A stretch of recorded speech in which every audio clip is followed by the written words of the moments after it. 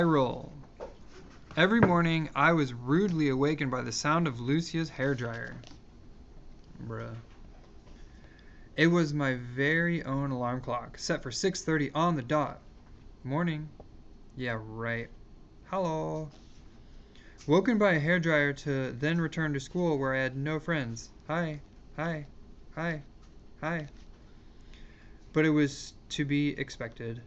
I was arriving in the middle of the trimester, and cliques had already formed. And then there was the first math test. I distinguished myself by my high level. Satrapi, bravo, excellent work. Just one mistake cost you half a point. You got a 19.5 out of 20. Oh shit. This grade won me a certain amount of attention. I was very popular when it came to math homework. Then I began to draw caricatures of the teachers. I had gotten into this habit with my teachers in Iran. The difference being that they were all veiled, therefore much easier to draw. These portraits also brought me some goodwill. Besides my mistakes in French made me someone of interest. It had been 3 years since I'd practiced my French, after the closing of the bilingual schools by the Islamic government. What do you call that thing, like a ruler? What thing? I meant a triangle. Oh, that thing, dick. Oh, right, we call it a dick. A dick? Can you lend me your dick? Ha ha ha ha ha. Well, at least I existed. Things evolved. After some time, Julie, the sullen girl in the second row, took an interest in me. She was an 18-year-old French girl in a class where the average age was 14. I understood later that her reserve came from the fact that she considered the others to be spoiled children, but I was different. I had known war. She introduced me to Momo. He was 2 years older. This is Marjane. She's Iranian. She's known war. War? Delighted. You've already seen lots of dead people? A few. Cool. Momo greeted people in his own way. So it was he who kissed me on the mouth for the first time. Through Momo, I got to know Thierry and Olivier, 2 Swiss orphans who were living in Austria with their uncle, a diplomat. I'm also a bit of an orphan. Your parents are dead? No, they're in Iran. The fact that I was living without my parents also suited Julie. An eccentric, a punk, 2 orphans, and a third worlder. We made quite a group of friends. They were really interested in my story, especially Momo. He was fascinated by death.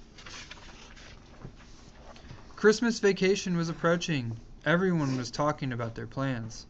I'm going to be bored out of my mind with my parents in Nice, Fiji, Bora Bora, Chicago, Honduras, Barcelona. Christmas is an American invention. A Santa Claus decked out in red and white was Coca-Cola's mascot. It's good for business. I'm going back to France to see my father. I'm going to my grandmother's in Salzburg. She's the only one in the family who's still bearable. We're going to be bored crazy in the Alps. Yeah, we're going skiing. It'll be cool. In Iran, we don't celebrate Christmas. You're going skiing? That's so great. That's no big deal. Our New Year is March 21st. Yes. I'll be in Annecy. We'll be neighbors. We could maybe see each other. Friday, December 22nd, 1984. The streets were packed. The holiday frenzy had infected everyone. I thought of Thierry when he talked about it being good for business. My street, though, was deserted. There weren't any stores. What am I going to do all alone for 2 weeks? Even the boarding house will be empty. When I got back, I found Lucia, still faithful to her post. Are you okay? You don't seem okay. I know, it's not easy to spend Christmas without your family. Christmas? No, it's not that. Tomorrow I'm leaving with my aunt. I think there'll be room in the car if you like. You can come with us. Where? To the Tyrol. Tyrol? Tyrolo, hoo, ha ha ha. She's got hairy armpits. If you come, you mustn't talk about Klaus. Klaus? My boyfriend. Ah. Lucia's family was very strictly Catholic. If you want me to keep my mouth shut, you have to stop waking me up with your hairdryer. Jaul. The next day, Lucia's aunt came to pick us up. Let's go, girls. And we were off to the southwest of Austria. Lucia's parents were incredible. They were unlike anyone I'd ever met. Her Tyrolean Austrian father wore pants made of leather. Her Tyrolean Italian mother had a mustache only her sister reminded me of Heidi. At tetdinik wek going to chokak? Ah, ja. Their German was difficult to understand, and indeed we went to church for midnight mass. It ended at 3 in the morning. Anybody been to midnight mass? I've done that before. Lucia's family had never seen any Iranians. I was therefore invited over every day by an uncle and an aunt who wanted to get to know me.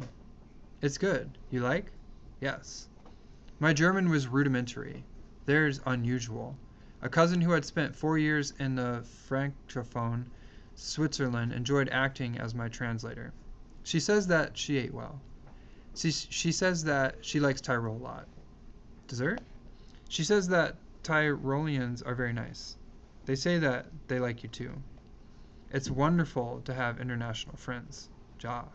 As opposed to my school friends' favorite subjects of conversation, we never touched on war or death. Finally, the day of departure arrived. You know, I'm a cabinet maker. I made this frame especially for you.